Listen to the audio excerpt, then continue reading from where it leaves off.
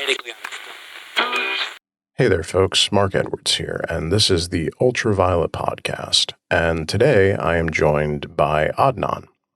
Oddnon is a Twitch streamer, and he's pretty prolific in the online space where I habitate, where I spend a lot of my time. He actually introduced me to a number of the guests that I've had on the show, and he's been active in raising money for charities, particularly trans youth charities and a few others. And he intends to go on to do quite a bit more of that. And I'm very happy to see him do that. And I wish him a lot of success. We talk today about a lot of stuff. Adnan's life growing up Arab in America, right around 9/11. We talk about racism.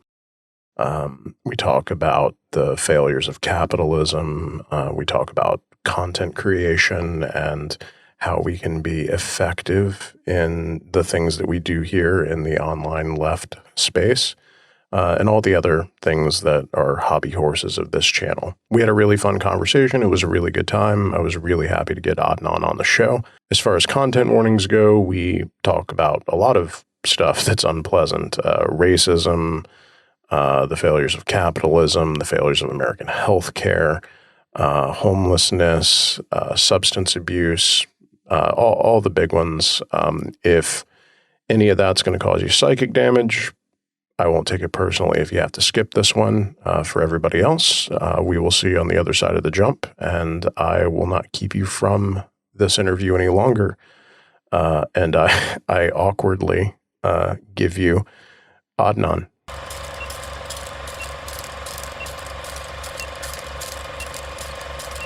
Ajay, Oddnon, how you doing, man? Oh, doing well. Just getting my day started. Looks like you are too. Yeah, I am a late riser. I actually I was supposed to work yesterday, and I switched my schedule up. So I was working 7 to 7, and now I'm working 11 to 11, which is awesome. Except my body is like, I'm just going to keep staying up. So I keep waking up at noon, 1 o'clock, 3. And I got 4 hours of sleep the night before last. So I called out of work and I was like, you know what? Instead of going back to bed, I'm gonna just stay up and get my schedule straight, and I'll get up at 9 a.m. I got this interview tomorrow. I'll be ready. I'll get some breakfast in me. I'll be good to go. I woke up at fucking 11 o'clock. I have a sleep condition, and that's total mood for me. Yeah. You just can't even predict it sometimes. Yeah, I've never been diagnosed, but I'm fairly confident, just based on having lived with myself for 35 years, that I have a non-24 sleep-wake. So what's that mean? So it's where your circadian rhythms don't line up with a 24-hour cycle. So most people are naturally awake for 14 to 18 hours, and they'll sleep 10 to 6, and that's just their cycle. Mm-hmm. Whereas I naturally will stay up for 20 hours, 21 hours, and fall asleep when I'm exhausted, and then I'll sleep for 12 hours. Oh, wow. So I'll just cycle around the clock. Wow. Yeah. So night jobs are better than morning jobs. I can more easily adapt to a mid shift or a night shift, but for the most part, I basically just always have to take a sedative to go to sleep. I really should start. I never take anything. And I just lay in bed and scroll on my phone. I'm so susceptible to boredom that people are just turn your phone off and close your eyes. And I'm I can't. I have to. The phone has to hit me in the face. Laying in bed looking at it for me to be able to turn it off. That's when I'm all right. I have a black eye and I can go to bed now. I've been the victim of TikTok at night is I think the big thing. So I'm thinking about trying try to force myself to where when I get in bed, because my girlfriend gets in bed like way earlier than I do. So like I figure if I get in bed, I can force myself to like read theory or something productive that is intensely boring, and I'll like eventually, like after 5 years, I'll finally get through Capital, but I'll get plenty of good night's sleep. I mean, Yeah.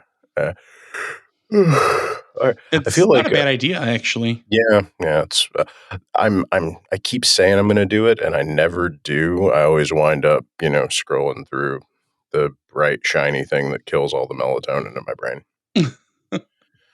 Uh, I What's think up, we guys? Here's 6 psychological tricks that actually work. uh, None so of I them think work. no, none of them work. I think we've just been kind of maybe let's introduce Oddnon. Okay. We instead of what's up, man? Who be you? Well, I'm actually I guess a pretty simple dude. I co-wrote co-write a comic book called Horror, and it's about go figure, a horse sorcerer who brews an evil beer, and anyone that drinks it dies a horrible death and becomes a monster in his army against the T-Rex executioner over a VHS copy of Top Gun. As in, like they're fighting over the VHS as in they're fighting to possess the VHS, or they literally fight atop a copy of the VHS. I like the latter better, but it is the former. Okay. Yeah, it's my best friend, we've known each other for like 30 years, and we're both like such big comic book fans. I'm a writer by trade, and he's an artist. And just 2 years ago, we were like, you know what? Let's just do it. And we just came up with this idea, riffing back and forth, and just decided, you know what? As ridiculous as it sounds, we're gonna write it out, and we're just gonna do it, and we're gonna see it all the way through. And however it comes out is how it comes out. And I've actually been really impressed. Every new issue is better than the last one, both artistically and the writing and everything.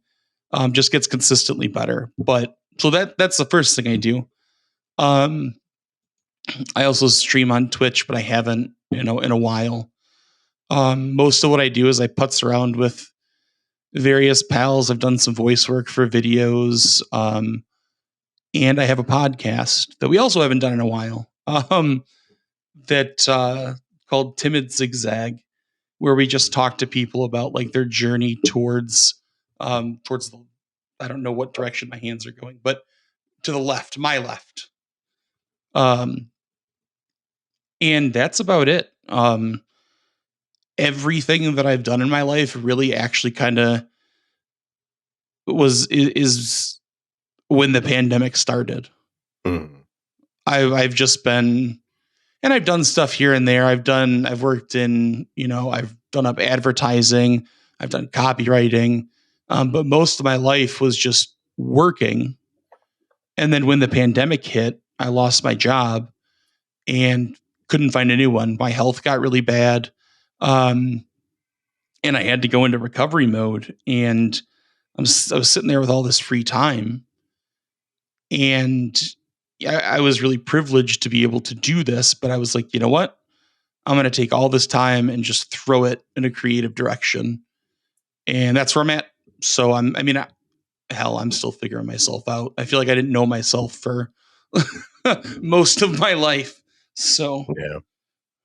No, I'm not the first part. I had a very different experience with the pandemic, but I also am in the process of figuring out who Mark is. I know the Mark who previously existed, and I'm not much of a fan, and I think for good reason. So I definitely get that. Yeah, so like I'm in a group chat with you on Twitter, and you kind of Yeah. like I think you like just found my stream back when I streamed and like added me. Yeah, I don't. with Nick. Yeah, with Nick. Yeah, and Yep. I who I think just started producing YouTube stuff. Yeah. Did Yep. he? Yeah. Links to everything that we're talking about, including all the people we mentioned, as always, are in the dibbly do and the down there part. Um, so check everybody out. But I think it is generally understood in like the circles that we travel in on the Tweety places and the YouTubes that you're just kind of a generally dope guy that everybody kind of knows, and it's cool to sit down and like actually talk to you and kind of get to know you a little bit better. Thank you. Yeah, I don't I you had said something about that the other day, and I don't. Yeah, we were in Aeronox Yeah. stream, and Oh, I everybody was love. just like it was like 5 or 6 people, and we were all just like, "Oh yeah, we all know this guy. He's real dope." Everybody, it was like this is now an odd non appreciation stream. I it's funny to hear that because um I for the first time in my life, um I don't know how to explain it properly. I've always been a showstopper.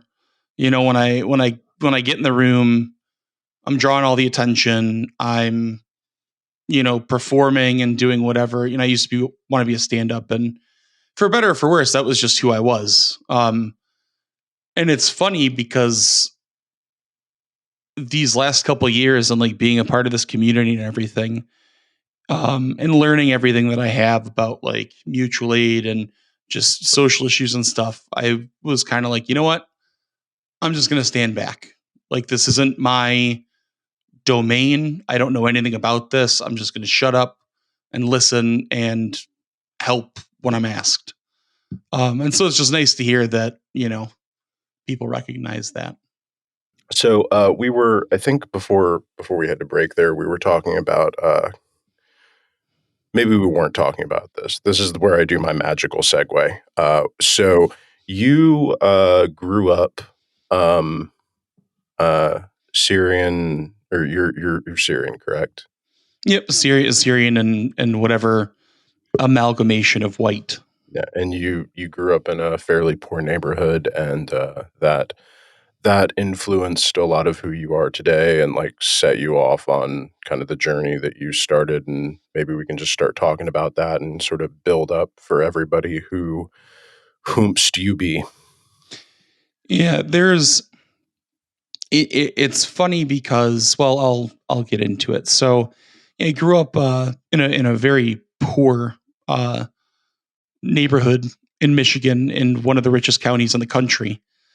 And this is a Same. place. Oh, okay. There you Yeah, go. I grew up in a very poor section of a very wealthy community. Yeah. Yeah. And this is, if you're like that one city, everything around it in most directions, you're going from, you know, low income housing to like mansions, Hmm. within 2 or 3 miles of the city Yeah. border.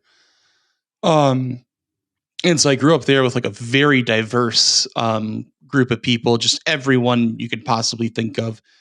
And it was very like community focused. You had like the old woman that lived up the road that, she took care of the kids whose parents were working, and you had outdoor barbecues and just very like lively. I had a really fun childhood there, despite some of the other bumps in the road that come with being there. And my mom at one point had lost her job, and this was I had to have been like 11. And so we moved out of my childhood home. My grandparents had owned this house for like 50 years in one of the rich suburbs up the road. Mhm. So we moved in with my grandparents, and it was such like a culture shock because I'm going from a place where we have all kinds of people, to a place where we have one person. And it didn't, because I'm a kid, like it didn't click to me how that ended up shaping like my perception. But as soon as we moved, and I enrolled in middle school and everything out there, and I'm trying not to ramble too much, but That's what you're here to do. um, I'm going to kids' houses like to hang out that are like 6-bedroom, 4-bathroom, finished basement, Mm-hmm. trampoline in the backyard, and sort of became like ingratiated in that sort of thing, to where I started to just kind of reject like how I grew up. So rather than taking how I grew up and using it to inform this new experience, it's just so all encompassing. And I think as a kid, you really understand that, like, and there are a lot of great people, so I don't want anybody to like conflate, I'm saying everybody, but in this specific community, there was always a joke about the that there was a border wall between that city and the other city. They say, oh, don't cross such and such cross street, or you're going to have your car on cinder blocks or whatever. Yeah. And as a kid, I would think like, hey, I grew up there. And then you just get bombarded with it so much that you end up on like, yeah, but fuck those people, even though I was one of those people. You just kind of get ingrained with like this insidious hatred of poor people that Mm-hmm. even if you were poor, now you don't seem to be. We were still incredibly poor.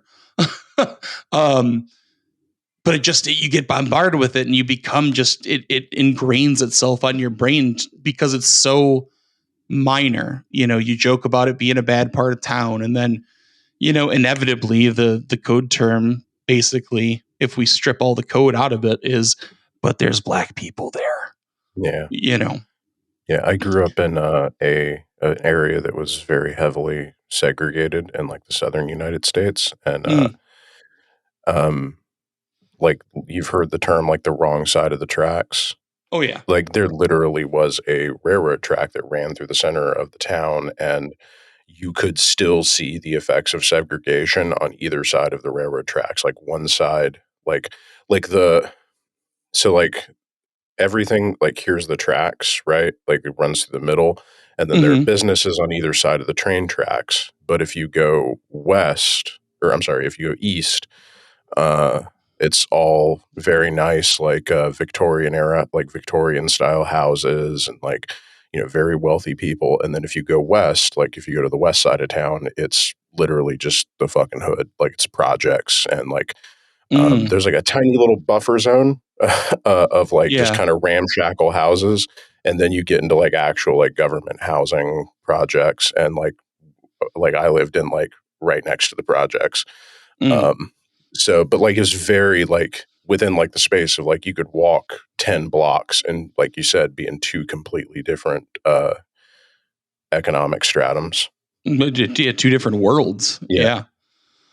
And that sort of, so you become a part of that community, and you start Mm. to alienate yourself from, so it sounds like you're going to totally like understand this, is all we did was physically move locations. We didn't make any additional money. And Mm. then moving into a house, with a young kid, like my mom, me, my grandpa, and a slew of other people living in this house that was a relatively large house, but it was built, 40 years before that was ever a place like to be.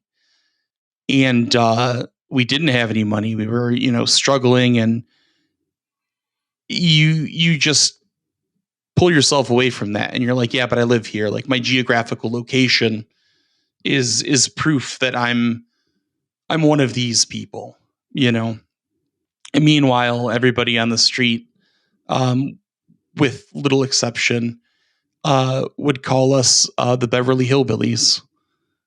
because we had broken cars in the driveway. We had a garage full of tools that was rarely closed. We had, we lived on the lake, but we had, this bummy pontoon boat with no seats on it, and things changed over the years. We had money, we didn't have money, we cleaned up, we could, it bounces back and forth. But that was like one of the biggest things with looking back in hindsight, is like how I never thought to be like, oh, I grew up poor, I grew up in this place with all of these types of people, and never used that to inform anything like once I physically changed locations.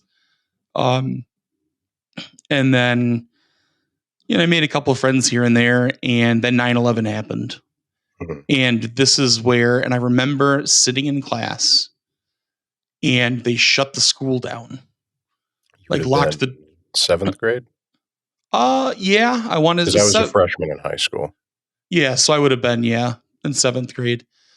And nobody knew what was happening, but kids were getting, their parents calling, telling them what happened, people picking other people up. And all of a sudden people started asking questions, you know, um, why is your, everybody knew me as AJ, but they'd be like, why is your name weird? Mm. You know, why do you bring weird shit to eat for lunch? And I didn't, I don't want to, my parental situation is weird, but I would, see my dad and he would make me like all this food, Mhm. delicious food, that I would take to school. And previous to that, like nobody cared, about my real first name, Mhm. which is my username. Oddnon is actually the phonetic way of saying my real first name, which is Adnan. And I've just went by AJ my whole life. So it was like they shut the school down in a matter of like 15 minutes. All of a sudden, like it mattered whether I was white or Arab, and I couldn't just be who I was. It was, I was too, and people say this all the time, and I don't want to pretend to understand this experience fully, but just from my own personal experience, um, I was just suddenly like the Arab kid. Mhm. And there was nothing about me that would inform that, other than that they had decided that that was the case, Mhm. you know?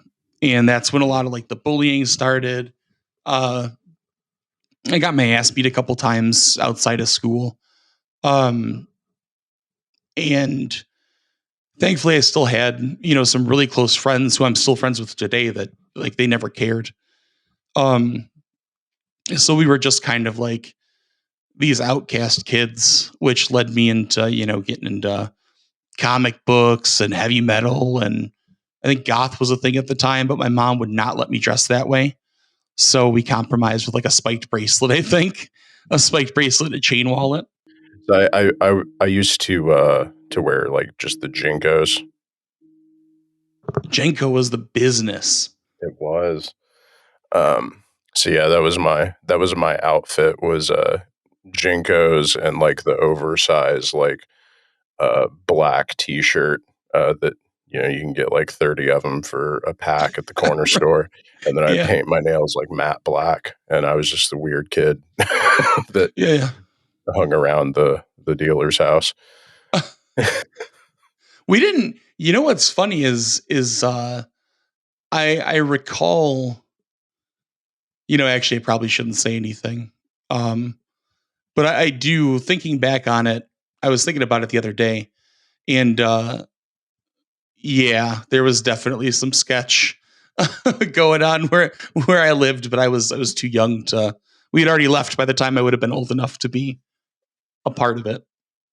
Yeah, I mean, like all my friends were like my close friends. Like, I mean, I was like in a gang, and like all my friends were like in gangs or gang affiliated, and like the house I primarily hung out at was like a trap house with that was Oh, run by like the local like the local Crips, and like I was close friends with uh the main dude who ran out of that house, like I was close friends with his stepson and like all his younger friends who were my age. And then the one dude who was the stepson was the one mostly pushing, and then like I knew all their friends. But yeah, like it was, it was a poor neighborhood, and we did what poor kids do.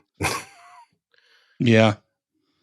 I remember the most, I think, I mean, like I said, I was too young, but I have very fond memories of playing in abandoned parking lots, where you That can old get like a stick and a ball and you just, whatever happens, happens.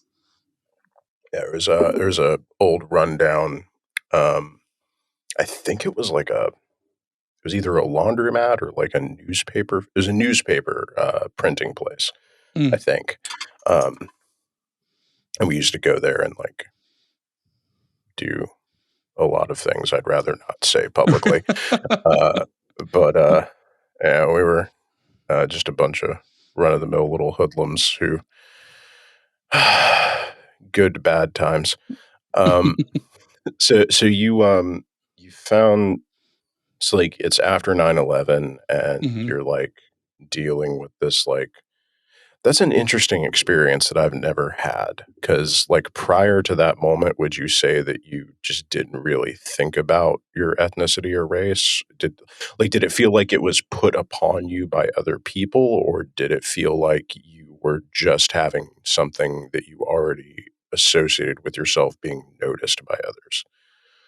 Uh, in I had always been taught to be ashamed of it in one way or another.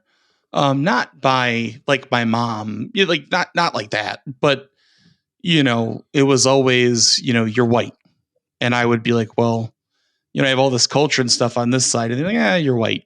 And I just, I guess is how I saw myself, not necessarily as white, but just as like oh, they're saying that because it doesn't matter what I am. It's my physical skin color. That's the point. I didn't differentiate Mhm. being Syrian and white. I didn't have a concept of whiteness. So I Yeah, just thought like, oh, so Arab people are white because they yeah. have white skin, was about the extent that I had ever thought about it. When I was young and putting my names on papers, like for school, I would always write AJ.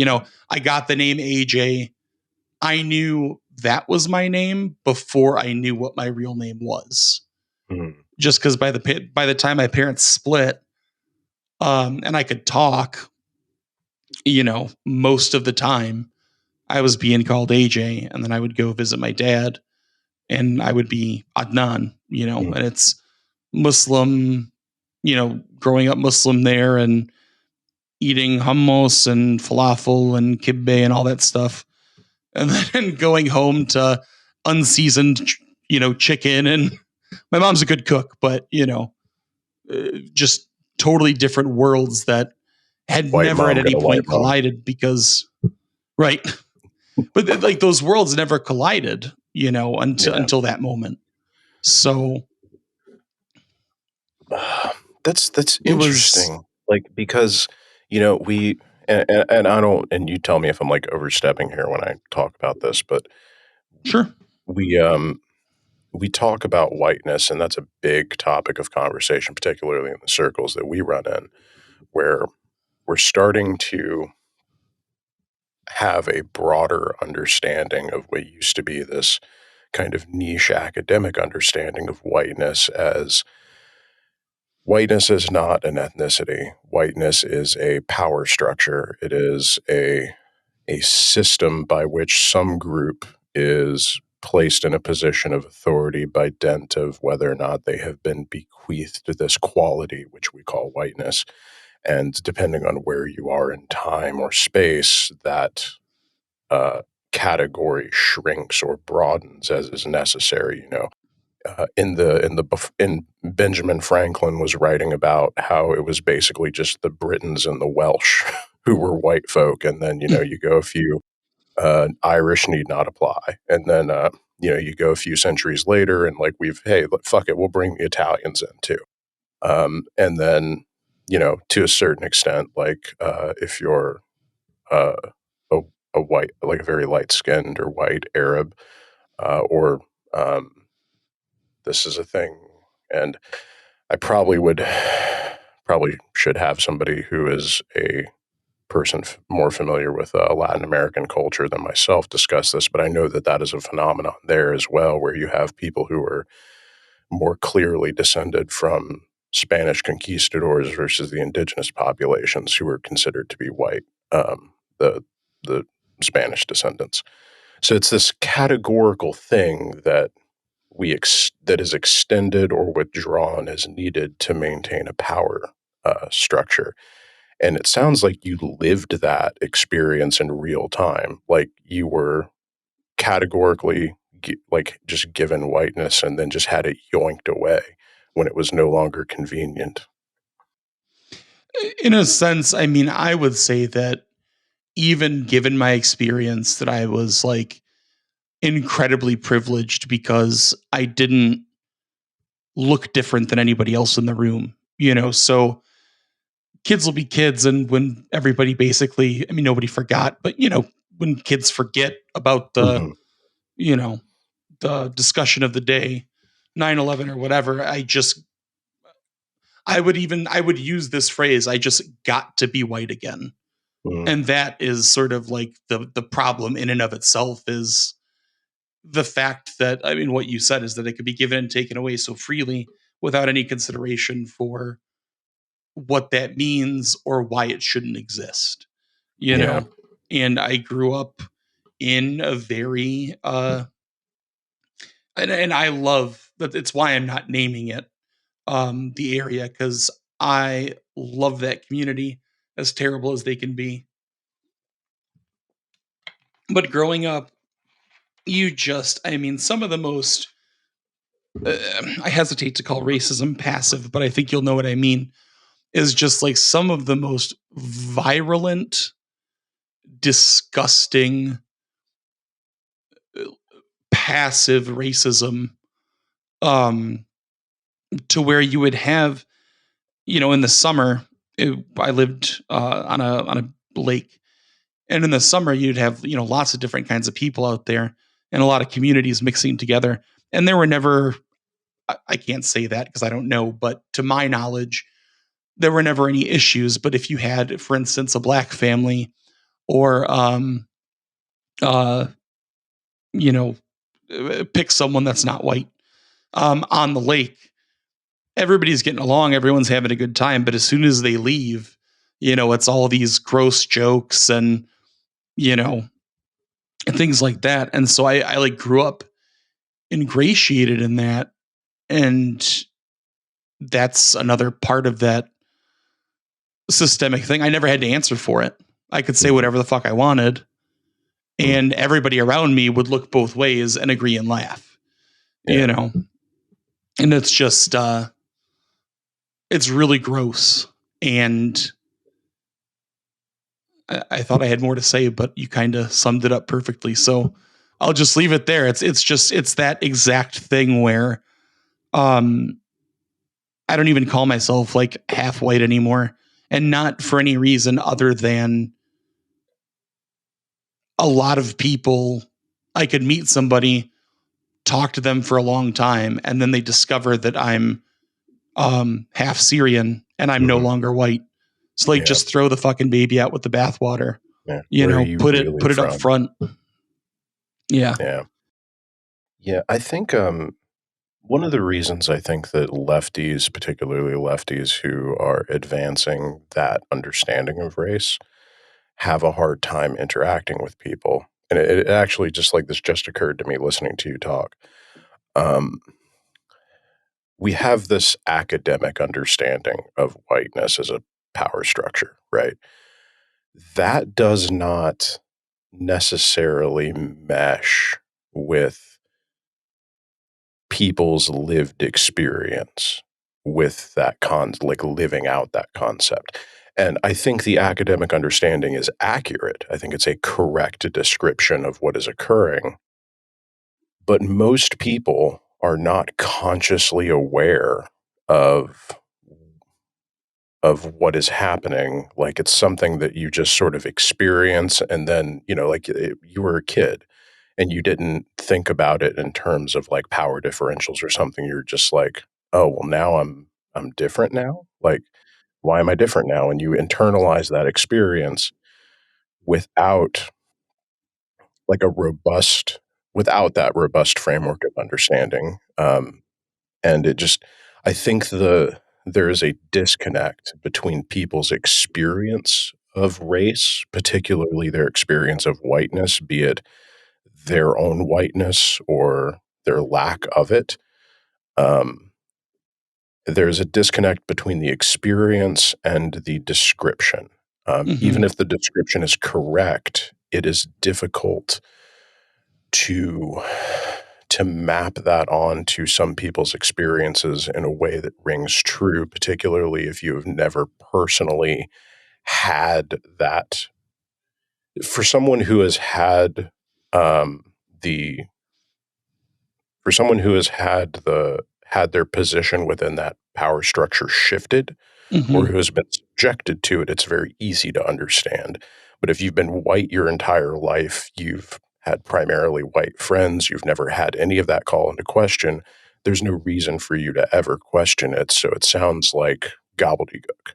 Does that Right. make sense? Kind of rambling here. No, no, no. That actually makes perfect sense. And I think like my biggest thing stepping into, like, I went from, shitty troll conservative before it was ever cool, early internet, um, to then shifting to a liberal and then a sort of like dem sock, and then now just kind of all the way. And the biggest thing that I learned is I just shut my mouth. Um, I've benefited from those systems so much, despite my experience, that um, I I just try to listen to everybody's experiences with it, and then I try to apply it that way because you could have two people of color that may share a race, and they'll have totally different experiences. Hmm.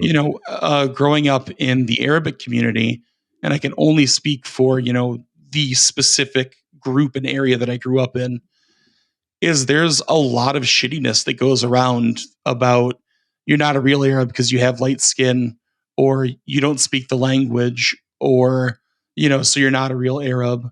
Um, and that happens like within the same group of people that are from the same place. Hmm. So you have people from the same place that are bickering at and bullying each other because you have two Syrian guys, one has darker skin than the other, and I was in this community of like wonderful people, but like that was, you're from the same place. Hmm. Like, there's no reason, and that's how like that whiteness like drives itself between. And so to kind of go back on what I was saying is, when I entered like these leftist spaces, I just try to listen to people, um, because as soon as I know myself too well, and if I start to like speak on it, and I'll speak up, like I'll spread Hmm. awareness, I'll be, um, a fighter for you. But in terms of like looking for my space to speak, I don't think that I'm afforded one.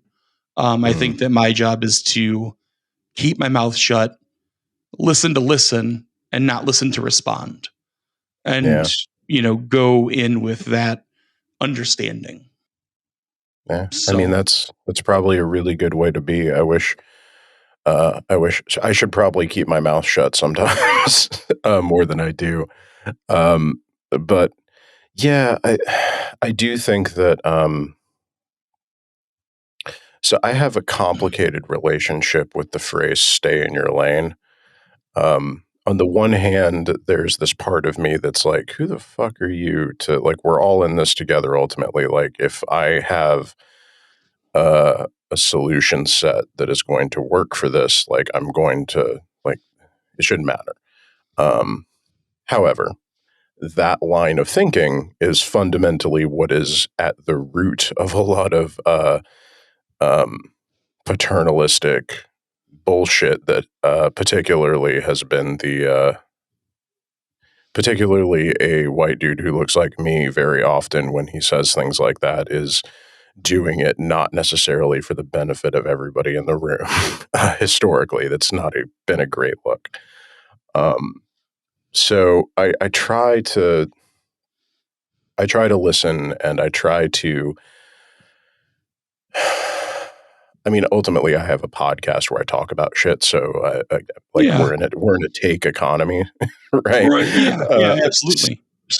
But I try to modulate what I say with what I think is going to be the most optimum solution set. And that very often does involve me shutting the fuck up about certain things. I get like an example. My last interview, depending on how these get released, it may or may not have been the last one chronologically, but the last one that I personally did was with Lua, Professor Flowers. And Awesome content. yeah, and we were talking about black separatism. And I personally do not think separatism of any kind is an optimal solution to anything. However, number one, I have sympathy for why somebody who has been the victim of racism their entire life would want to isolate out of defense. I get that. And number two, me doing the thing that others have done very loudly and notably within our community over the past year of telling black separatists that what they're doing is wrong and not productive, and particularly white people saying that has never worked. That has never produced any positive results anywhere in the history of ever. A white dude telling somebody who has isolated themselves in their own insular community as a direct response to white racism that they need to not be doing that has never produced any viable results that could be qualified as good ever. It's never fucking happened. So it's not productive. So what should I do if I want to advance an agenda of cosmopolitanism? Well, what I should do is have empathy for the people who have put themselves in a place where they're responding to racism by isolating themselves, have empathy for them, and just not really tread in those waters because it's not my fucking place or my business. And then I should try to fix my own house such that no one else ever in the future feels compelled to isolate themselves from me in a defensive way.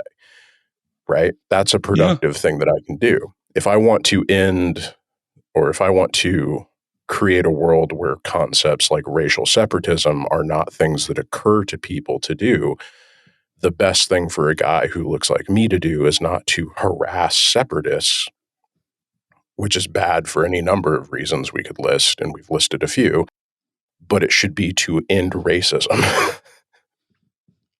Oh, yeah. And these, do you know Ron? Ron, the rugged Midwesterner? I do not. Oh, he's a beautiful human being.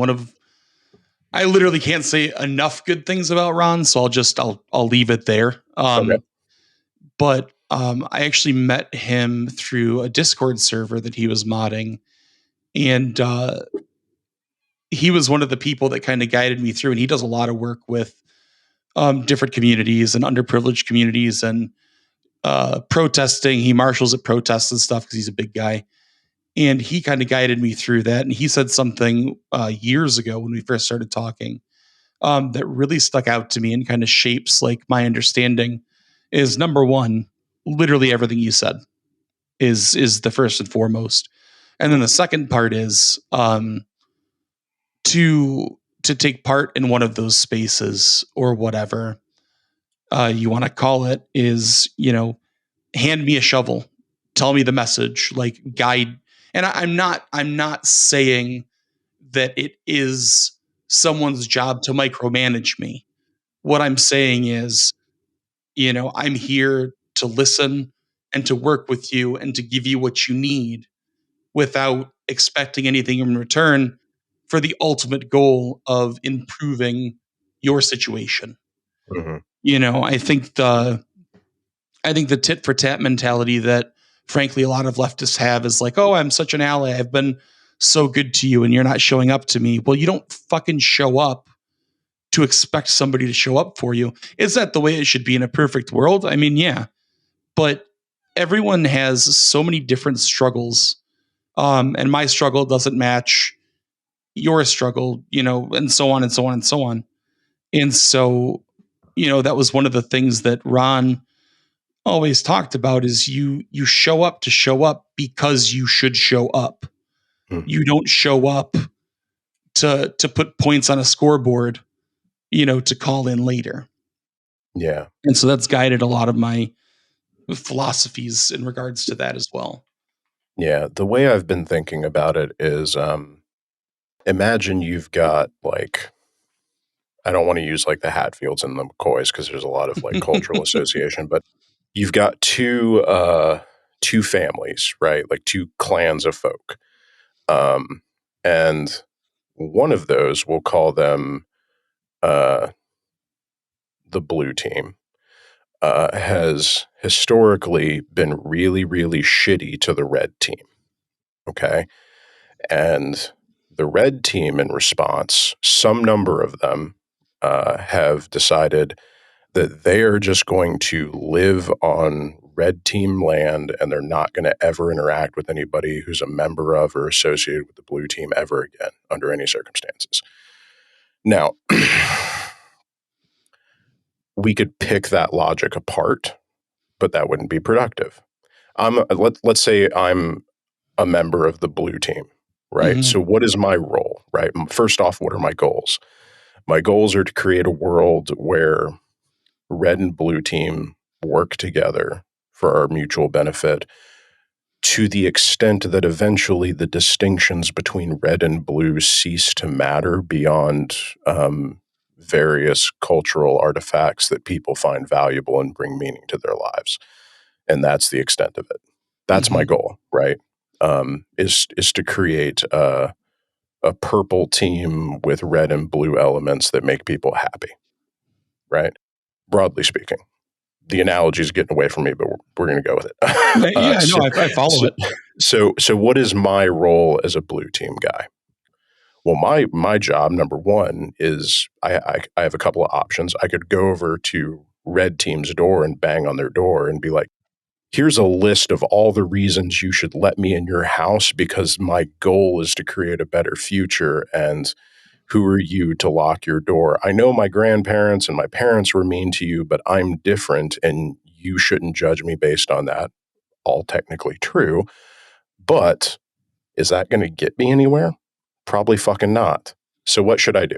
What I should do is I should spend my time every time another member of my team says or does something stupid or sideways towards the red team, I should shut that shit down. I should make it understood that the blue team is going to be a better team and I'm going to make that my business. That's my job. And then when the red team needs help, I go help them. Not because just because it's the right thing to do.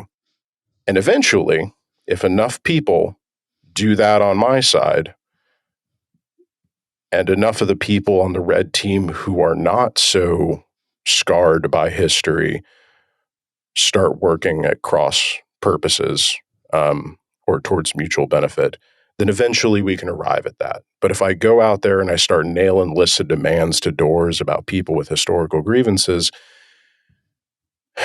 there's a logic where it makes sense, like intellectually, but just productively, it's not going to work, in my opinion. And I just don't see it working. The easiest thing to do is get your own fucking house in order and help people when they need it because it's the right thing to do. As a terrible man once said, clean your room. Yeah. Yeah. There's when maybe they don't want you to help them. Like, Yeah. just but your act of showing up, let's say there's some sort of, it doesn't fucking matter. You show up. Hmm. And if they don't want your help, you say, okay, but I'm here. Hmm. But I'm going to go. You told me to go, but I'm here, Yeah. And I think there's that sort of tit for tat, like entitlement mentality is why we're like rolling into this sort of phase of online leftist discourse Mhm. is you have these people that build up these communities. This is not a subtweet, like it actually is not.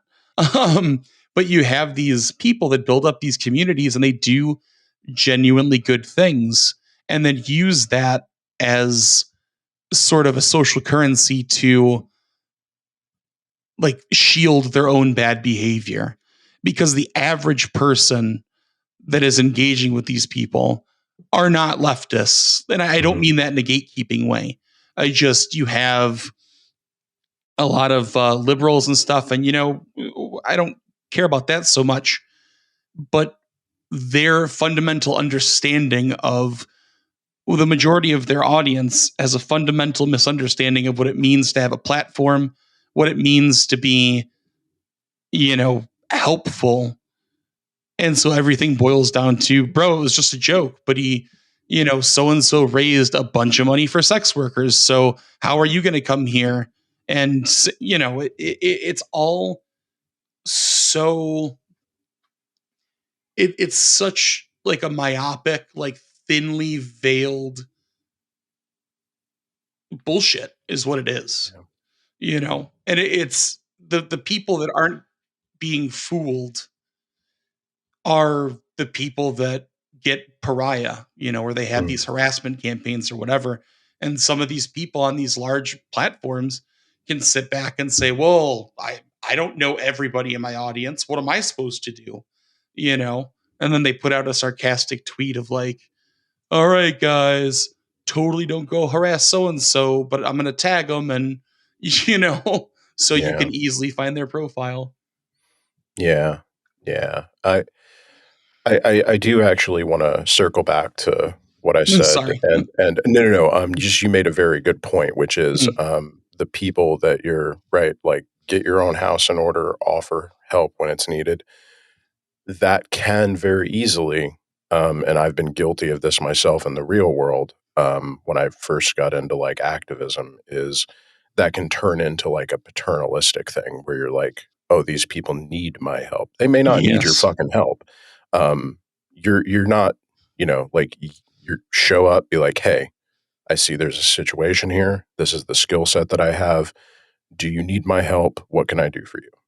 Right. And they might tell you to kick bricks, or they might tell you, be like, nah, we got this covered, man. Here, hit this.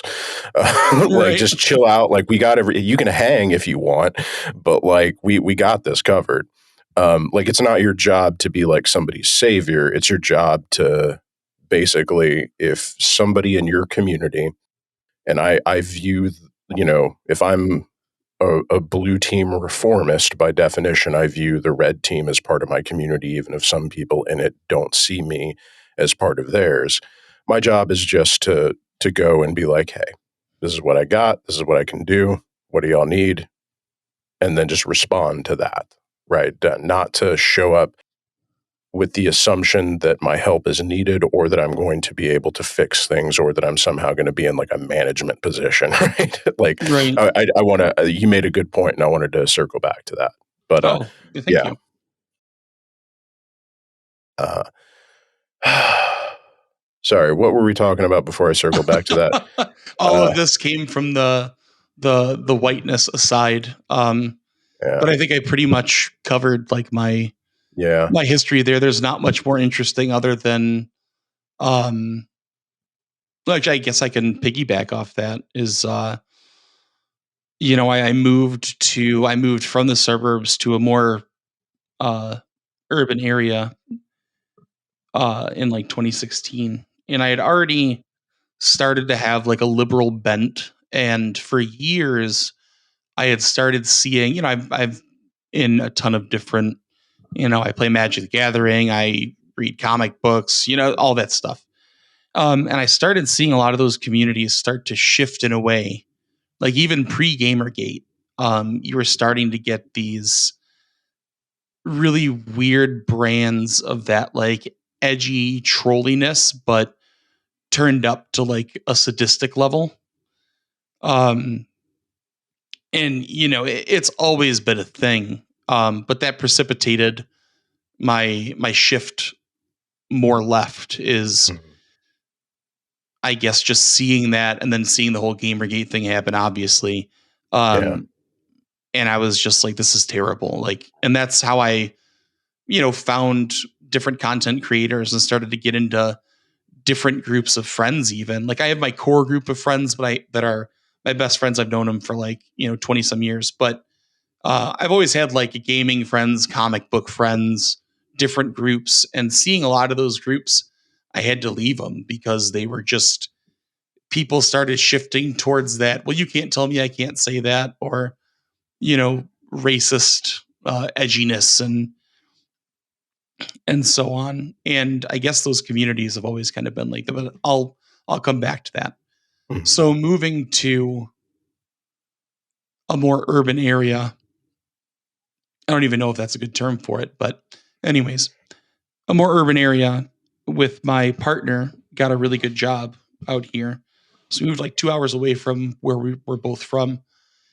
And it was just such a culture shift because I was back basically in the same situation that I was when I was a kid, and having sort of that full swing, or that full circle clarity, just started to inform so much more of my politics and stuff like that. Because just seeing like the abject cruelty, and I've been guilty of it myself, and I would struggle to find somebody that hasn't been it at some point. But seeing like when we first moved here, I'm in a different place now, but when we moved there, it was a downtown area, and there were like lots of homeless people, and just seeing the way, and I was guilty of it when we first moved there. I was very like, dude, and then just seeing, it was like, have you ever read The Man from La Mancha No, I have not. or seen the play? It's like a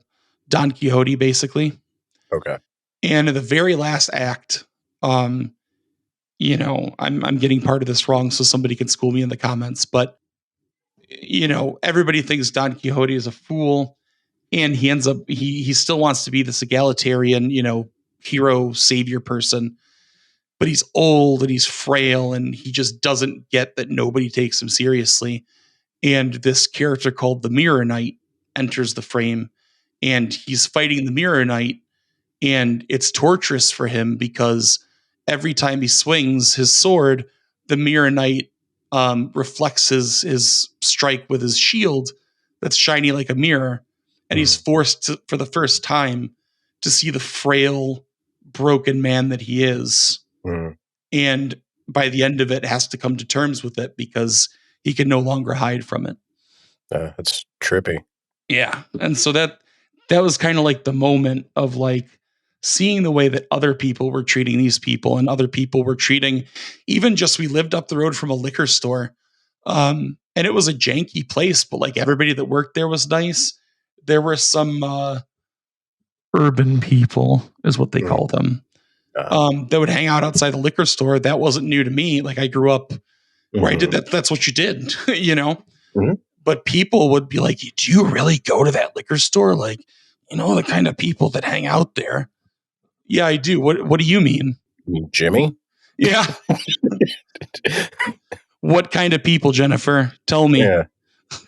And just like seeing that was like having my behavior like turned back on me. And just realizing that like, not only is being a liberal nowhere near enough, but all of these people, a lot of these people that identify that way, just don't see the systems that, like, they don't have that light bulb moment, and I don't know what the cause of that is, and I don't want to generalize people, but that's what did it for me. And so I started with just shoring up my own behavior. And, like a homeless person, it would just strike up a conversation with you. And if I'm not in a hurry, like yeah, man, what's going on? And just talk for a minute while we're walking. And if I have a couple bucks, here you go. And, you know, and it just kind of builds from there. And you start to, they're just people. Mm-hmm. We do not view the poor as people, Yeah. No, I actually, so like I was um as a paramedic for a good long time. I mean, I still am, but I work in an ER now. But like our biggest recurring population of patients is the homeless because we don't have health care in America. Right. Um, and none of these people have access to a primary care physician because we live in a dystopian wasteland. However, there's this thing called EMTALA, what is it? The Emergency Medical something act. Basically, if you show up to an emergency room, regardless of your ability to pay, you are guaranteed an evaluation by a physician and stabilization of life-threatening injuries. Yeah. So, like, they can't turn you away from an emergency room, basically. Right.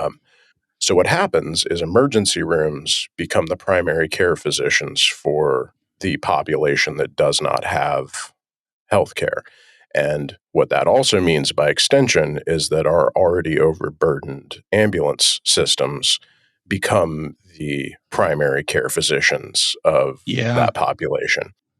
And it's just a fucking the depths of how truly fucked up our healthcare system is are never more accentuated than when you get a call to a homeless shelter for somebody who can't afford insulin.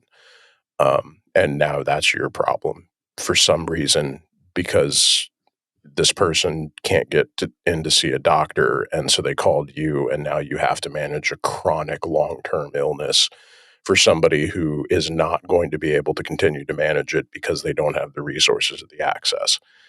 It's just there's nothing more radicalizing than that experience. But I can't imagine. yeah, well, I actually had a family situation recently. So, like, we grew up very poor, and there were periods of my childhood where we were actually effectively homeless. Like, we weren't living on the streets, but we were like there was a year where we were like couch surfing and like living in motels when we could afford them. And like for want of like one or two uh, things here or there, we would have been on the streets. And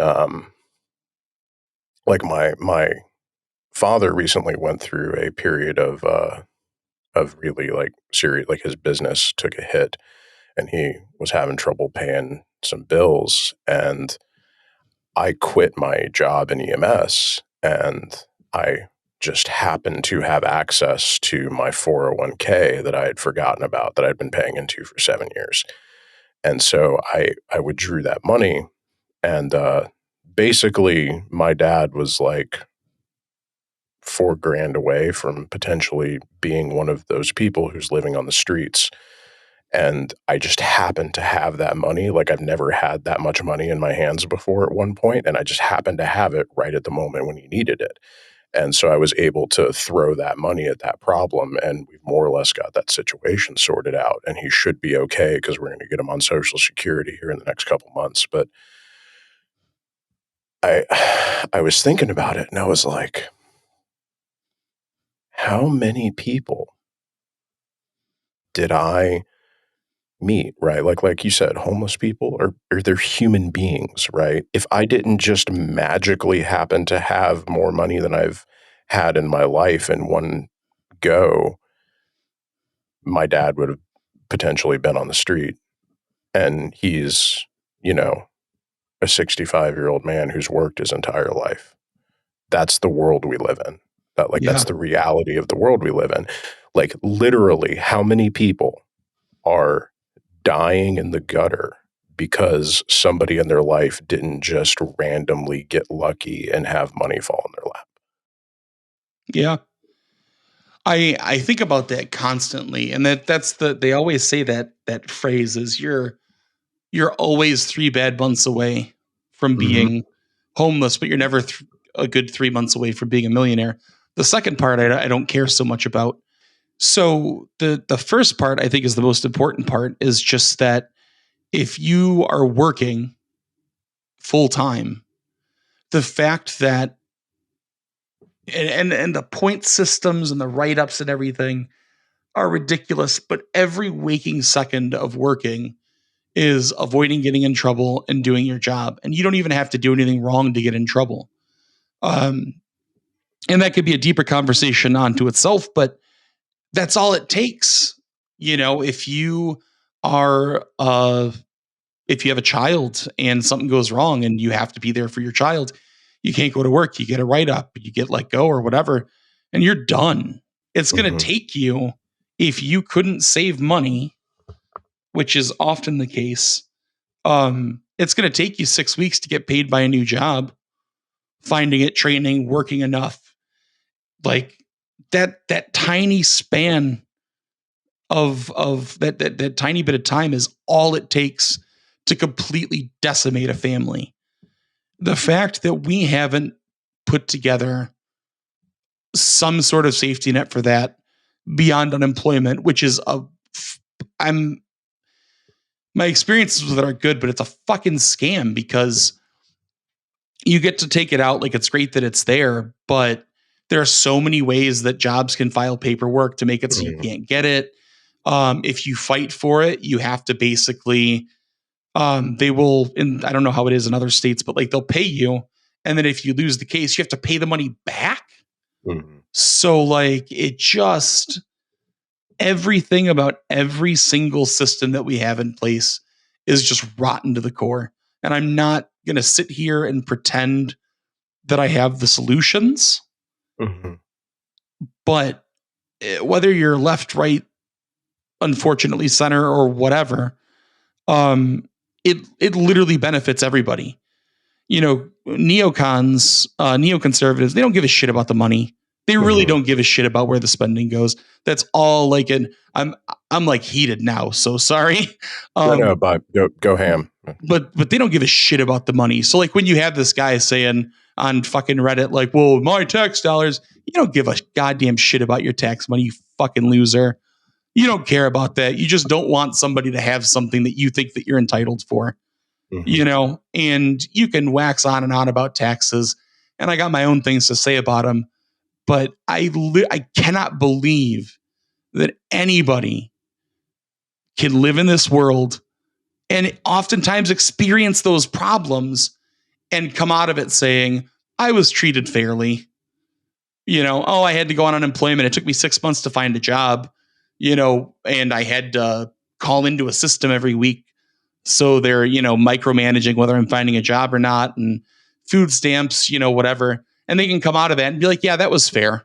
Like all of that struggling that I did, like just to try to work again, that was Mm-hmm. fair. And everybody should have to do that. Like, fuck you. It's Yeah. such a disgusting, the levels of like actual evil that is unbelievable. And the fact that so many people, even like some of the most progressive liberals, still believe that shit boggles my mind. There was a good 2 years, and I'll a year and a half, and I'm still kind of coming out of it, where I just got so depressed. Like all I was doing with the pandemic and everything, despite being on unemployment and doing all the creative stuff, is I was just drinking like Mm-hmm. so much because I have problems with depression and stuff, but just the state of the fucking world and hearing some of the shit that people say, it's not a wonder that everybody isn't doing that. You know, it's so difficult to deal with, and to see these people say some of this just nasty, vicious shit about people they've never met and never will meet, just wanting them to fail just Mm-hmm. because your $4,000 in taxes might make it so a homeless person can drink a Monster Energy drink. Good on you, Yeah. you fucking unfuckable loser. Yeah. I I feel the rage as well. I, I'm more placid about it, just because I think I've had to be as a protective mechanism. One of the things that towards the end of my career in EMS, I was the veneer was starting to break. I had to like walk away from several supervisors mid conversation because if I didn't, I was going to go to jail. Um, Mm. but like the level of callousness amongst people who are ostensibly there to help other people is fucking staggering.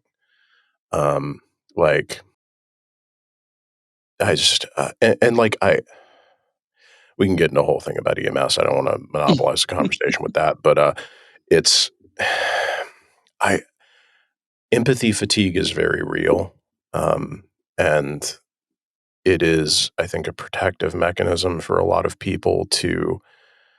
Um,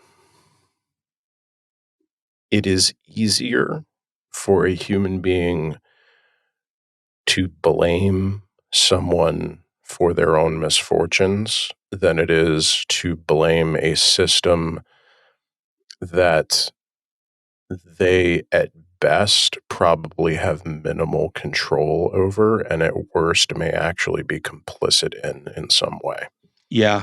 Like it is when I look at, like when I look at a homeless person, I see me as a kid, or I see potentially maybe my father if I hadn't been supremely randomly lucky, or I see, the mom who lost her job and was living out of her car and she can't take her kid to the pediatrician for their asthma because she just can't afford it. And so she called 911, right? That's what I see and think when I see homeless. But for the average person, and like you said, like, fuck it. If I were in that situation, you know what?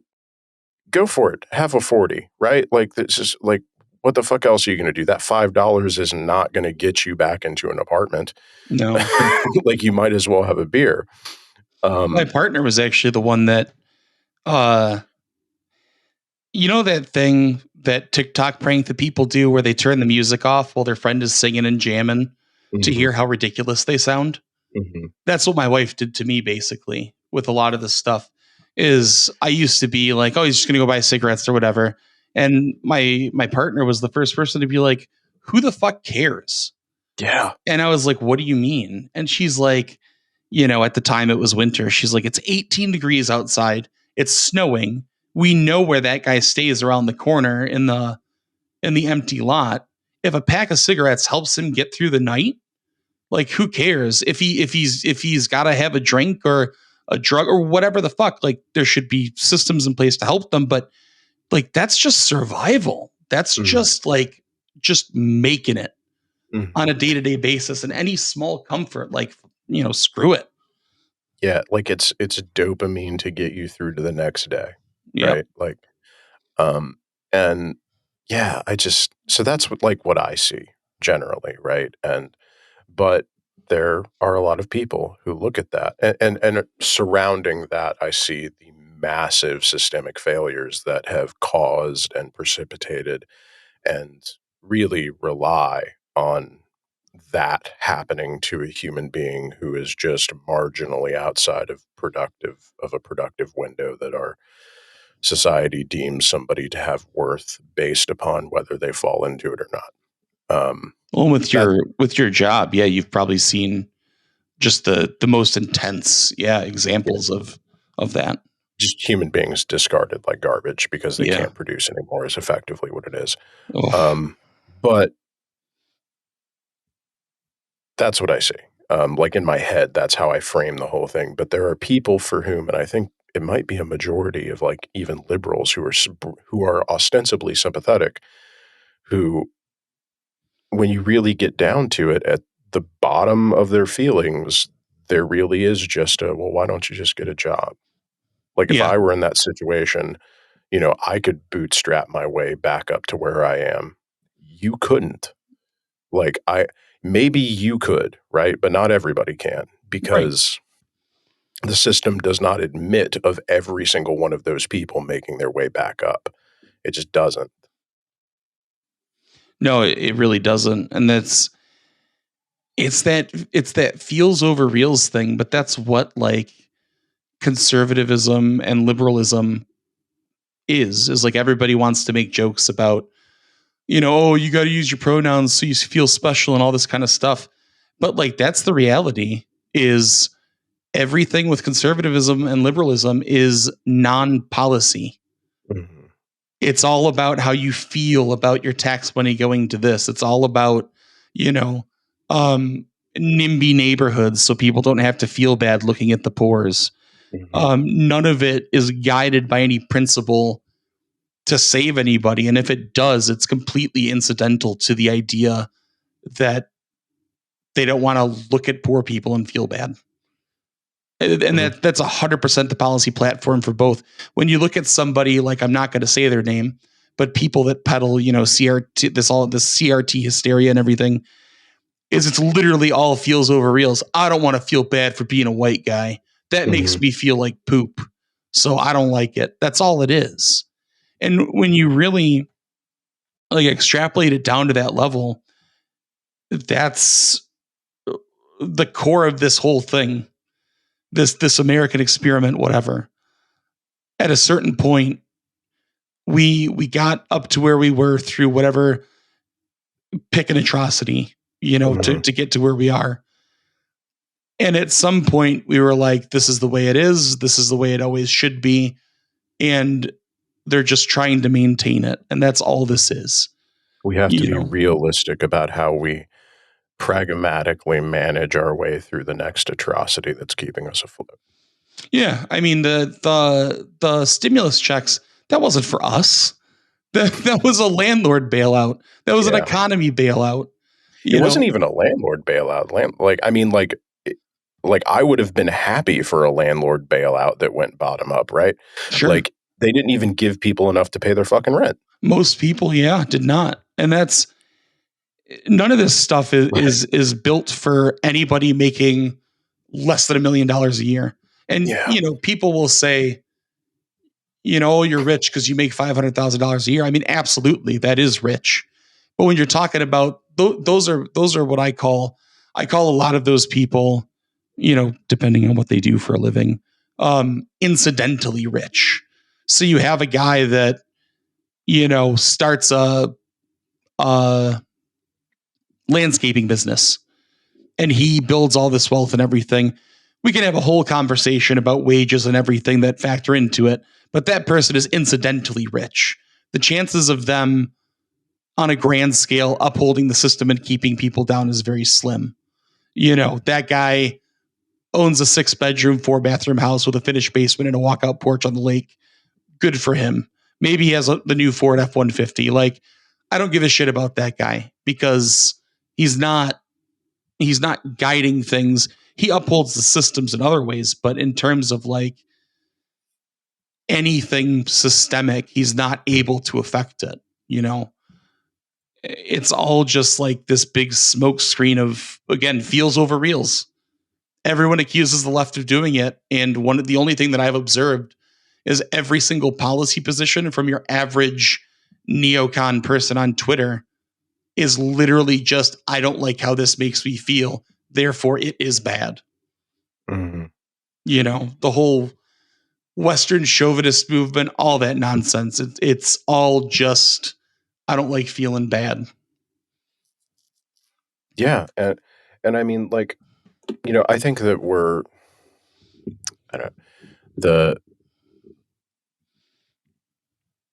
how do I want to phrase this? So like there is a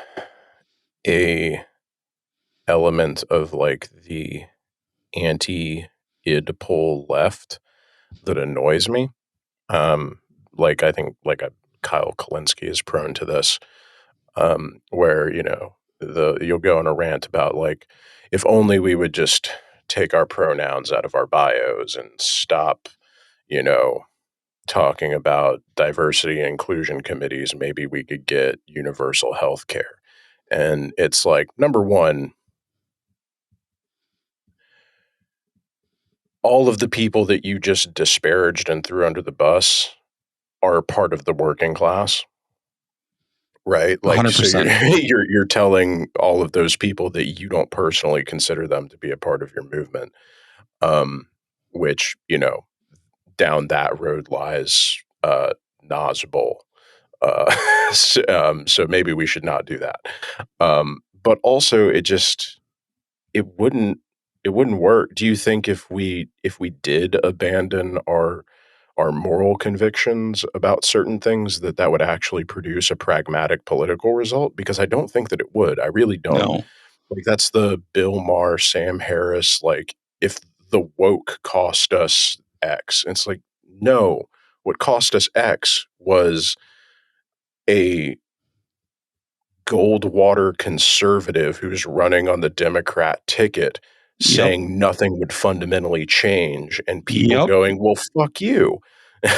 Like, that's what costs us, is people who are not actually actively pursuing pragmatic policy changes to improve the material conditions of the people who make up the bulk of the working class.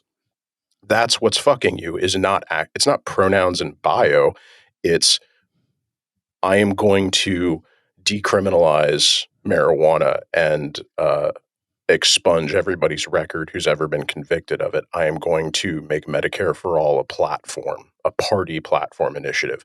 I am going to end the prison industrial complex. I am going to work on changing the way policing is done. I don't expect a Democrat to go full abolitionist, but like, but like, there are these. We have line items of shit that we want, and the woke did not stop you from assenting to those things. Your lack of assent to those positions that the majority of Americans support is what's continuously costing you. I said I was thinking about this earlier. Is it's an entire morality based around I wouldn't if you didn't. So Yeah, like, you alienated me, so I went and became an asshole. Oh, okay. Like it's just it's not that difficult. And I think yeah, that if that's your platform, and we've seen it with some particular people that we're all aware of, is like that sort of like heel turn of like starting out as this very like loving, caring, like genuinely trying to spread a message type person, and then to like this heel turn of making fun of leftist men because they're effeminate, and some sort of uh anti woke. I don't get it. And I hate to call everyone grifter, but it just, did you have any basis for morality in the first place? Or was there something that changed you? You know? yeah. Like, I'm a very, very simple man. I don't read a lot. I should. I try to listen to audiobooks, but I think I I'm good analytically, right? I know my skill set. I'm not going to like humble brag here. Like, I'm very good at analyzing situations. I am deeply ignorant. I don't have a lot of information in my head, Me because, too. yeah, like, it's not something I'm proud of. It's just I don't have time. And like, when I sit down to read something dense, like, just the squirrels start running around and I can't focus. Um, so I'm a very simple man, right? I want material benefits. I want material change for the working class, um, which includes everybody who isn't able to work, by the Hmm. way. Um, Absolutely. let's Just because you are not actively turning a knob or a lever doesn't mean you're not a part of the working class. I want to be very clear on that point. Love If that. you are disabled for whatever reason, if you are homeless, you are still a part of my movement. Anyone who excludes those people from the working class is not a part of my left. Just to be clear. But I want material change for the working class. I want material improvement to their condition and quality of life. And I want respect for people's individual identities. That's it. Those are two things I care about. And they're not big asks. No. And like you can trace pretty much every policy position I have down to those two things. And I don't think that they're incommensurable with one another either. And No. I don't I don't know. I get annoyed by people who I understand conservatives who are just like fuck both of those things. Like I get Well, that. yeah. Like I get if you're just like fuck poor people and fuck your pronouns, right? Like um I actually understand that more than I understand somebody who's like, well, we have to do one or the other. Yeah. Well, this comes from what was that thing? I don't even know the person's name and I don't care, but that's how you produce that poor people are stupid and food stamps discourse or whatever. Like that's how you produce those like weapons grade nuclear takes of nonsense. And it's one of the reasons that I take issue with um I'm just gonna say it. The whole debate bro culture as a whole is basically coming up with wildly hypothetical situations that would never happen. So they'll say, like, okay, so you're in the grocery store and a bunch of terrorists block the door and there's a child suspended from the ceiling over a pit of hydrochloric acid. And somebody has a gun to your head and tells you that unless you eat your shoe, they're going to kill the child. Would you? And you're like, what? Well, I thought you said that every life was precious. So what's the, and you're like, it doesn't produce any productive conversation. And it serves to just do that kayfabe thing where you, again, have all of these people that don't even necessarily align with leftist ideals, just finding their leftist Ben Shapiro to attach themselves to. I honestly think like a good chunk of like Twitch debate politics is just like it's like if in every philosophy 101 course there is at some point a cringy 20-minute conversation that derails the class about the intricacies of the trolley problem. Oh, yeah. And it is like I love Judith Jarvis Thompson, respect on her name, but I kind of wish she would have just not come up with that.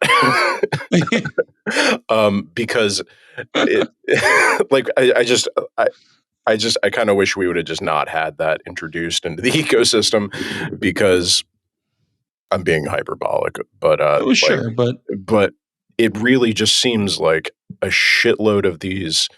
It's like an entire ecosystem built around the worst, most asinine possible variations of this one thought experiment that doesn't even really do what you think it's supposed to do, right? Like the trolley problem is not a it's not a question of like should we do this? It's the trolley problem is an exercise in showing you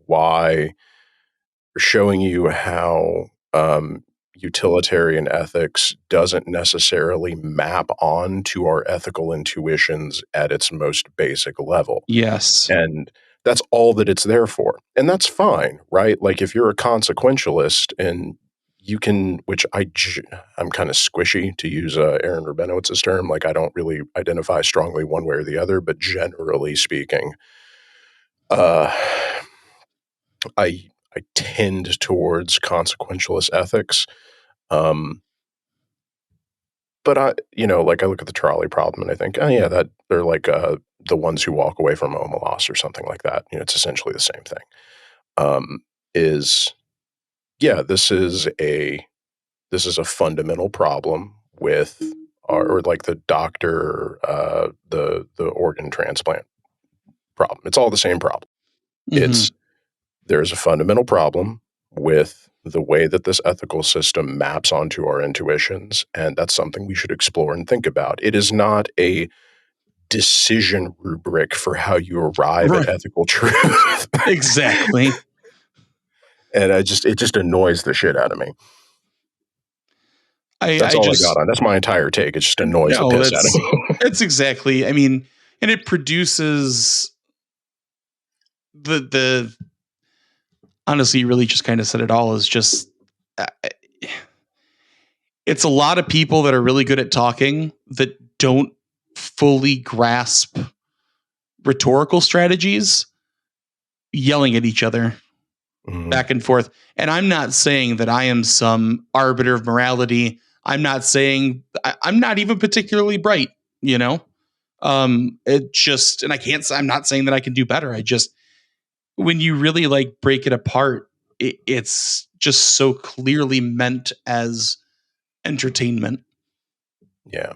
And I think I think one of the things that we're seeing right now is these people realizing this and then now going a full capitalism on it and just Yeah. basically monetizing the entertainment value of it because, I'm not saying they don't believe what they believe. That's not my call to make. I can't read minds, but it's just, Yeah. I find it virulent and gross. So I just stay away from it.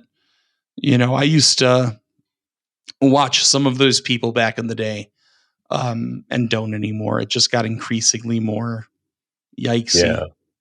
Which I think there is this like there's this toxic element to Twitch politics, which I actually don't have a problem with, like actual debate.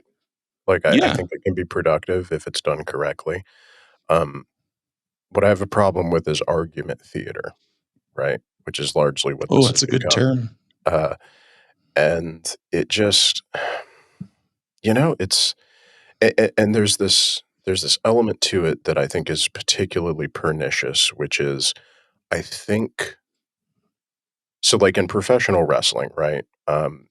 Everybody involved in that knows that they're playing a character, and Right. they know where the dividing lines are. In this sort of like political influencer space, the character is basically you. Like there's no clear divisions, and like the and I'm not in any of these like debate streamer discords that I've heard rumor of where like it's more explicit that there's kayfabe there. I can't speak to that. I don't know if that's true or not. Sure. But it seems to me that a lot of the driving force behind it is just high social drama, right? It's like reality TV where the characters are real people, but they're the most hyperbolic versions of those people that can be made to exist. And it's difficult to tell where the person ends and the character begins. And that creates a very, very toxic space where you, particularly, and the reason that it becomes toxic is there are no demarcation lines for when, where, and upon whom it is okay to go absolutely nuclear on. Yeah. Like, there's no clear distinction between influencer, the several influencers underneath them who, wash their balls. And they're like, you've got like a 200,000, like a 200K account, and then you've got like three or four, like 40K accounts, and then you've got some 10K accounts, and then you've got all of Twitter. And there's no clear rules of engagement about who is allowed to just annihilate whom because everybody feels like they're participating in this. And that's why it's so Yeah. toxic. That's a really good way of putting it. I I just decided early on, and I think this was a conversation that I had a long time ago with Aronach, but these last 2 years have blurred together. But basically, not nobody can ever say that they don't or never have done parasocial things. I think just by nature of being on the internet and consuming content, to some degree, you have done a parasocial. Mhm. But that being said, is I don't, if I were to write like my morals down, is like I don't want to be like blinded by my enjoyment of somebody's content, to not see the forest through the trees. Mhm. And I always try to put myself at a peer level. So there's not that parasocial bond. So for instance, I watch Aeronox content, which is fantastic, and everybody should check it Yeah. out. Everybody go Um, subscribe to Aeronox. They're awesome. do it now. But Pause the we'll video. finish. Yeah. Yeah, pause the video and come back. We need the engagement time. Oh shit! Yeah, you're right. Okay, don't pause the video. But as soon as you're done, go subscribe to Aeronox content. I watch their content and I love their content, and but I see them as a peer, and they've helped me with a lot of stuff. I've helped them a couple times with doing, like, I did some voice work in a video, but I like to keep that level of engagement open with people where, we're friends. Like, I consider them my friend. And so we're peers. And that's how I like to keep a lot of my relationship to content, because if you're somebody's peer, you can't be above them. You have to level yourself on an equal playing field and to engage creatively. And I don't know if that's the best way to go about it, but it's done me pretty well so far. Apparently people like me, so it's doing something. Yeah. And I never want to be a person that, I forget what artist it is. There's this musical group I really like. They have this phrase in one of their songs: "I'd rather be some unknown with a sports car." And I think that that's how I really feel about that. Is I would like to just be a content creator. Well, I am a content creator, but if things ever blow up or whatever, I don't want to have a spotlight. I just want to make my shit, people enjoy it, and just, stay on the down low. I don't want to cause waves, because waves are bad. Yeah. No, I've been actually thinking about that in terms of like the direction of my channel and like what I want to do. Like I really for a period of time thought about just deleting the YouTube channel entirely and just doing the podcast just Oh, I because see. like just continuing to do a podcast. Because I don't actually get a whole lot of engagement from YouTube, right? Like it's just not a thing. Like this content, if you Yeah, don't already have if you don't already come in with an audience, this kind of stuff doesn't do well on YouTube. sure. So it's not really doing me any good. It's just there as kind of like an afterthought. Like fuck it, I might as well put it up on YouTube.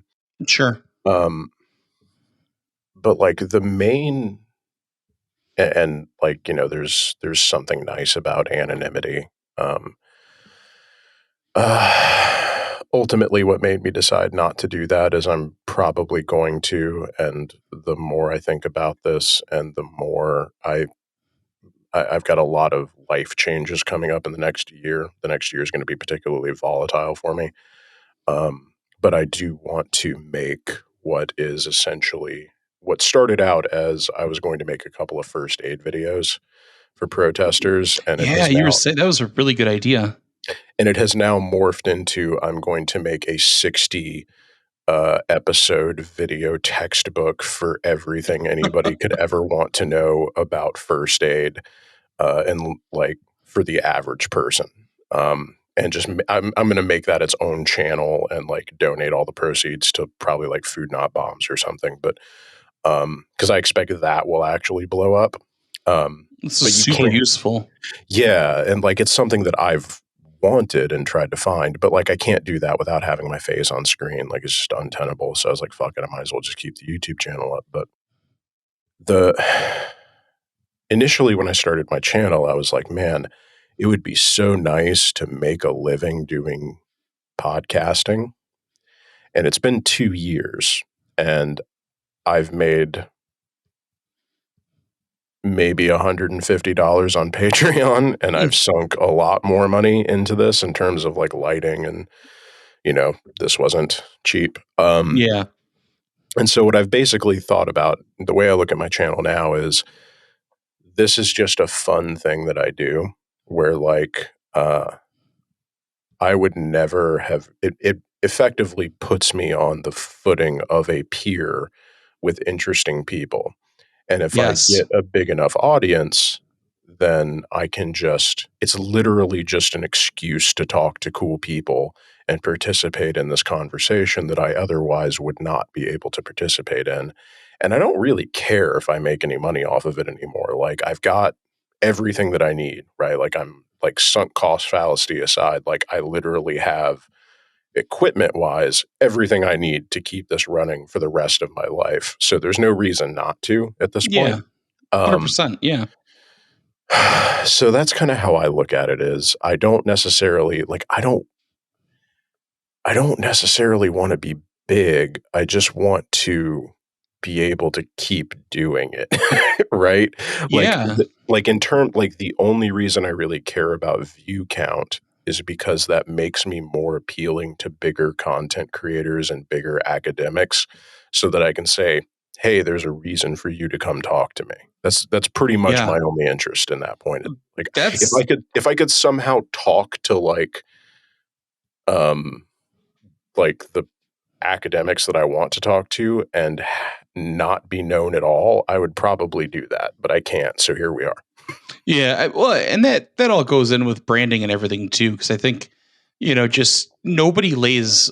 Well, very few people lay, and I think this is important. They don't lay a consistent boundary with their Mhm. audience, and so you have someone blow up like um, Joe Rogan or something, and there's no amount of putting it back on the box that he can do Mhm. that's going to change anything. As to where if you set that moral boundary right away, and say, listen, I'm not the one.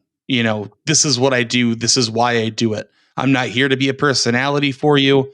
If you appreciate what I do, I like that, but I'm not performing for you. This is for me, and I appreciate that you enjoy it, but act accordingly. And I Yeah. think when you set boundaries like that, it's a lot easier to stop things like harassment campaigns and so forth. Yeah. But it's funny that you said that, because that was exactly why I wanted to get into podcasting and a lot of the YouTube community and stuff. Was not so much that I have much to contribute. I just really want to do cool things with cool people, Mhm. and like Aronach hit me up to do the voice for their I forget what the show is called. Black Mass, I think. Yeah. Yeah. Yeah. Yeah. And there was they asked me to do a voice for that, and I was just so like, oh my god, it's happening.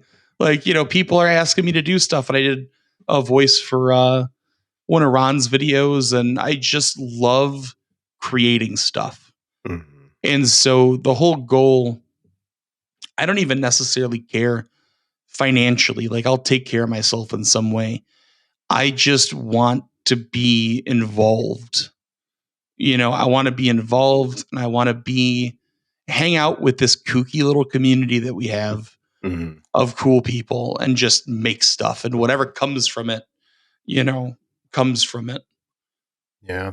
I used to say years and years ago, I always said if I ever won the lottery, like the Mega Millions or something, um, I would buy like a warehouse in an office park, and I would just trick it out with computers, green screens, recording equipment, whatever, and just have as many creative people as I can get together and be like, here, this is what you do now.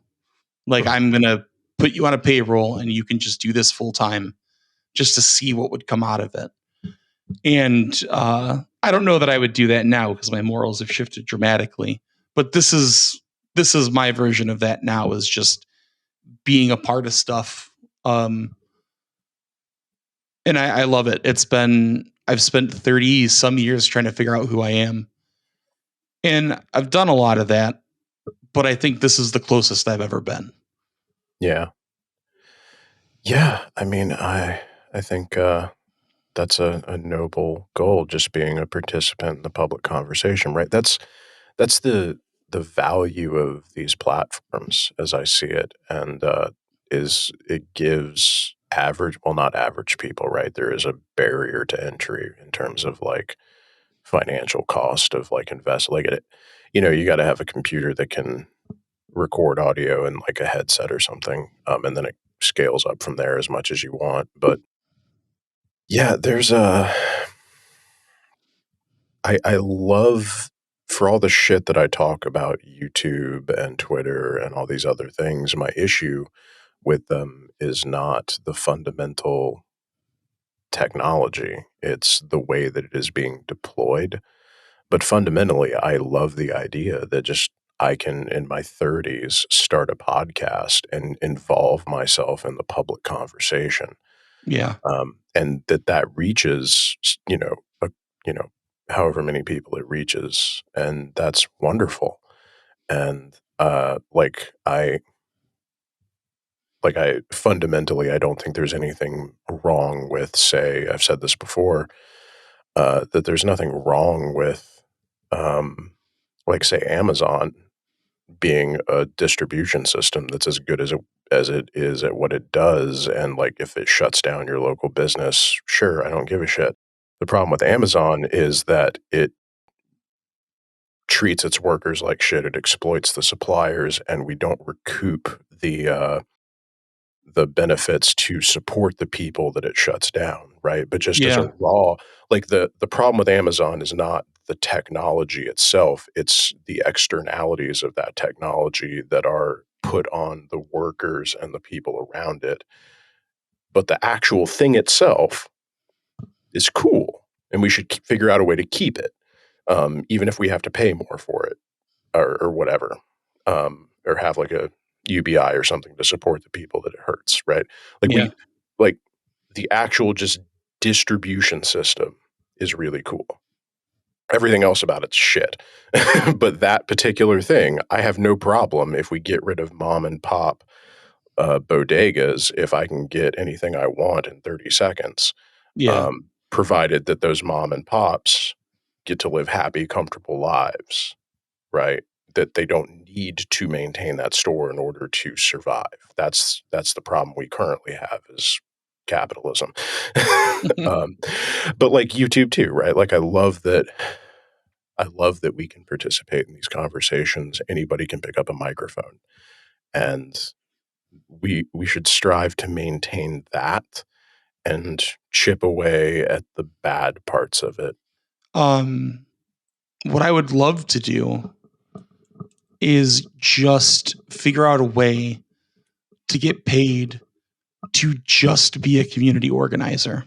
Mm.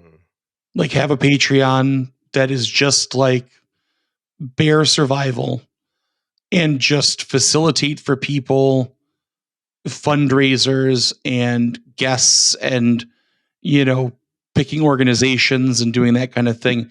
Because we did I totally muffed it up, but it ended up being awesome. Was I did a fundraiser for Trans Lifeline last May.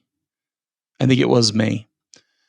And I kind of muffed the whole thing up. I was ill prepared, but so many amazing people. Aronach was there, Mm-hmm. and so many amazing people just picked up my slack and taught me a lot about it. And we ended up hitting the goal like before midnight, I think.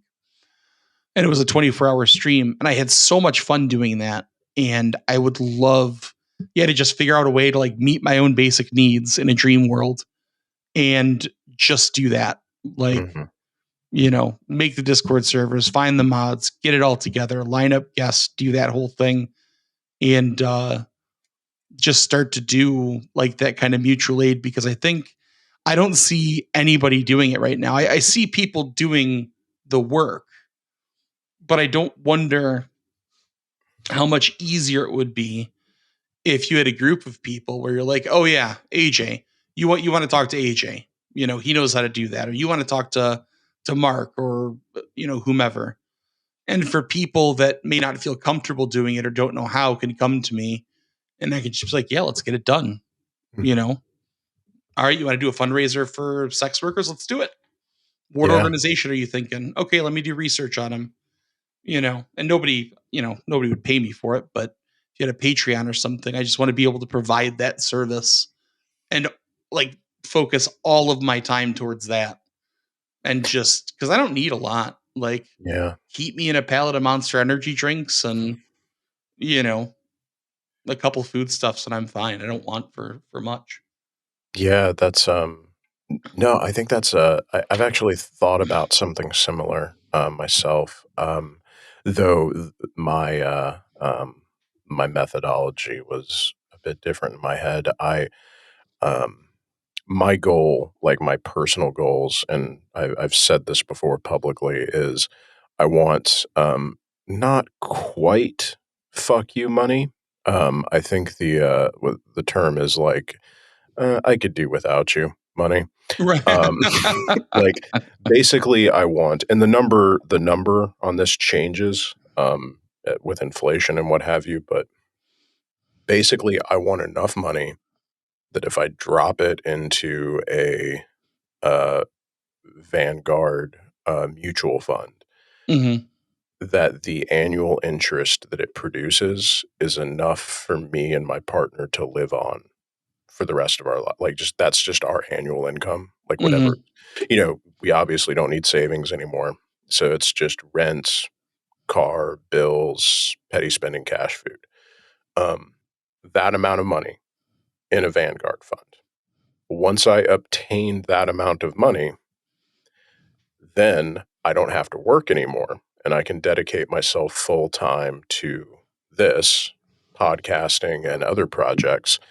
And I can take whatever money I get from Patreon or AdSense or in anything else, and I can just throw that at like, oh, you're so now I'm literally a professional organizer. Like I have all my bills paid for without any I, I'm set for life. Hmm. So now any income that I get is just money that I'm scrolling through Twitter and I'm like, oh, ARF is out here doing something. Here's 10 grand, right? Or you're a union who's just starting up and you don't have money for a strike fund. Here's 10 G's, right? Just drop like Hell yeah. how much of a material difference would I be able to make by just like we said at the beginning of this conversation, just being able to throw cash at people and like I'm not even going to tell you what to do with it. Like this, like I'm just I want to conduct an experiment in whether, like we've been saying for the entirety of the left's existence, that if you just let people do the thing, that they'll get it done. The problem is we don't have the resources. So I want to be in a position where I can actually run that experiment because I'm an empiricist. I like having data. And if I can Right. throw enough money at enough different projects and see what the results are, at a minimum, we can maybe figure out what tactics work and what don't. I mean, yeah, that would be the ideal situation. I would love to do something like that. I mean, I see so many posts for like mutual aid and stuff, and I'm just like, oh, like I don't. We bought this house. It's the one asset that I have, Mhm. and we purchased it. We wanted it, but we purchased it because it gave us more financial freedom. But that more financial freedom is just going towards paying the other stuff we had to do. Mhm. So I see all these posts and I'm just like, man, if I just had, when I was getting that extended unemployment and stuff, I would, all the time, just like $20 here, $20 here, as much as I could. Because everybody was hurting so bad and I just wasn't. Mhm. And now I'm in a position where all that's run out. And I have literally nothing. So it really bums me out and puts me in this position where that's, yeah, what I want to do. Yeah. Well, maybe that might be a good place to wrap up. Is maybe we'll just end it on wishful thinking that we'll both get I could do without you money, and and we can start our own little lefty think tank and professional mutual aid network. So here's hoping for that future. Oddnon, do you want to tell everybody where they can find you and like plug all your pluggables and all that good stuff? Yeah, so everything's in my Twitter profile, so just Oddnon the one at Twitter. And everything is listed in my bio. So if you have any questions, you want to look up the comic book, if you want to see the really silly shit I say on a daily basis, it's going to be where all of it is. So, yeah. All right. Well, that sounds good. Here's to a future with professional activists and a well-funded left. Adnan, thank you so much for joining me. It was a pleasure. yeah, it was great. Thank you.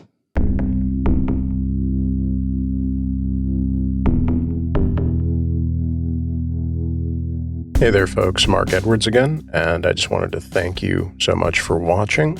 If you enjoyed the show and you like what I do here, then please consider supporting me. You can become a patron at Ultraviolet Pod on Patreon.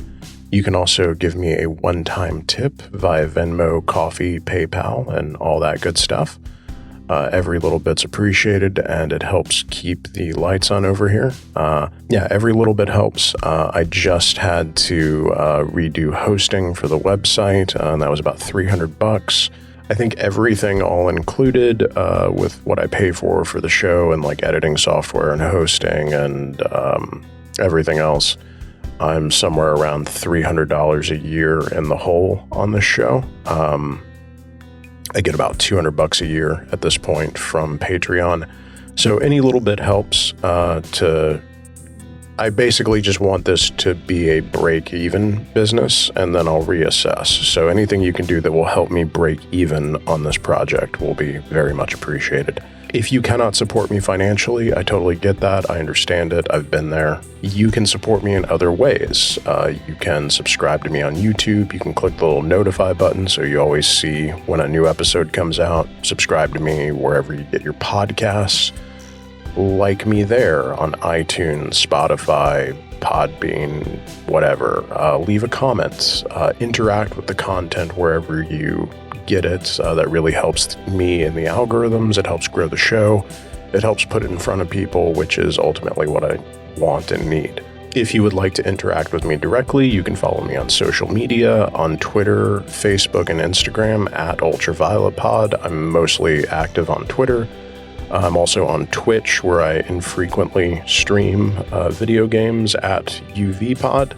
And be sure and go and check out Oddnon on Twitter and whatever else he's up to when this comes out. I know that there is another fundraiser in the works that I hope to be part of. So hopefully by the time this interview comes out, that'll be something that you can go out and help with and participate in and make a small difference in the world for people who need it. And that would be super cool of you to do. Really awesome, even.